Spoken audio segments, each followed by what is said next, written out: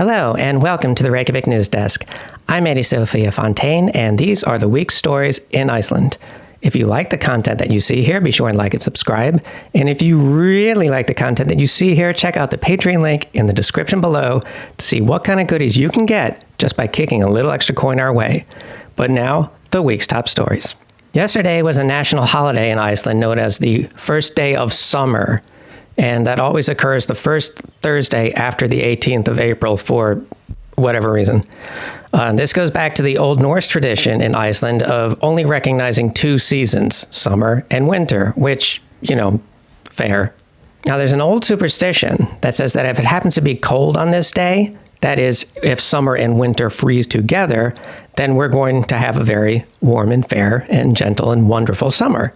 But these were the temperatures on the first day of summer, so tough luck for us, I guess.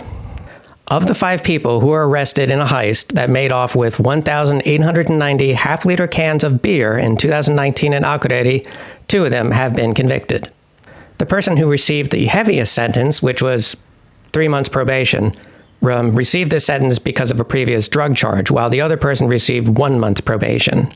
2 others were ordered to pay restitution, and a 5th, who lent a wagon for this heist and agreed to hide the beer in his shed, got off without having to face any punishment whatsoever.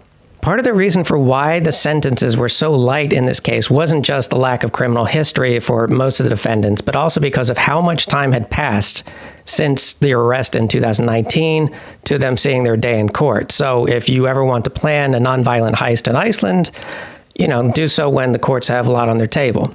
The Ministry for the Environment will finally, at long last, deliver the draft for a bill for the construction of wind turbines in Iceland. Now, if you've ever visited Iceland, one thing you might have noticed is that if there's one resource that we have plenty of, it's wind. And yet, there's only been a smattering of experimental wind turbines here and there across the country. Now, in a new report, the ministry recognizes that Iceland is far behind other countries when it comes to looking into researching and possibly developing wind power. And this is despite it being a part of the government's charter to try and develop wind power in this country. The ministry's report also said that after engaging in open discussions with all involved parties, they are finally ready to submit a draft bill. Now, draft bill from a ministry is typically posted on this website called Samráðsgátt, where pretty much anybody can leave a comment on edits that they personally would make to this bill. So it's still a long ways from being official, but at least the foundation has been laid. In other environmental news, sorry spelunkers, but a recently discovered cave near Mývatn Lake in North Iceland will remain closed to the public for another 6 months. This closure is primarily due to the discovery of calcium carbonate, large quantities of calcium carbonate discovered within this cave. Now, this is one of a kind for Iceland, and a cave containing this much calcium carbonate is very rare on a global scale as well. It is estimated that the lava which created this cave is 8,000 years old, and this cave remained hidden to the world above ground for about 1,000 years.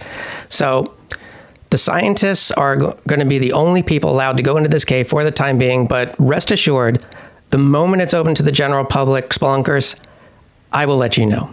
In news that will come as absolutely no surprise to anyone who rents in Iceland, the vast majority of renters do not want to be renting. They want to get out, and a great deal of them live in substandard, if not dangerous, rental properties. A new report from the Renters Association shows that 67% of rental properties are owned by corporations and investors, which may explain why rents have risen twice the rate of inflation.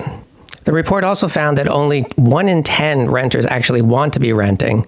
However, only about 0.5% to 2.4% of all renters aged 34 or older have any chance of getting out of the rental market and buying a property of their own. Guðmundur Hrafn Arngrímsson, who is the chair of the Renters Association, says that in light of these figures, it's actually more likely to recover from the Ebola virus than it is to break out of the rental market in Iceland. Now, as I said in a previous video, the fire department is worried about some 80 properties which are not actually zoned to be rental properties, but are being treated as such by their owners, that are in substandard condition and are potentially dangerous, and they really want to get these properties up to code and in line with what is safe to live in.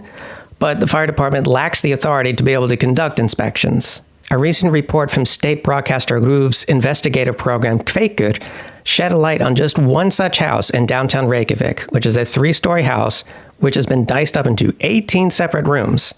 And the fire department is very worried that this structure does not have the infrastructure in place should there be a fire breaking out there.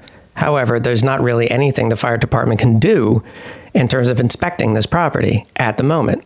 As I said in the last video, this is all dependent on the Ministry of the Interior, who need to submit a bill that would expand fire department powers to conduct inspections, and they've promised that they're going to try to, again, draft a bill to put it forward very, very soon. So, we'll see. Lastly, the House of Icelandic is finally finished, and its name is Edda, of course. The building has been in the works since 2005, but a combination of factors, including, the collapse of the entire economy in 2008, have stalled construction for a long time. For many years, in fact, construction was halted at the foundation, literally the foundation. There was a giant open pit where the House of Icelandic now stands. And students of the nearby University of Iceland used to jokingly refer to it as the whole of Icelandic studies.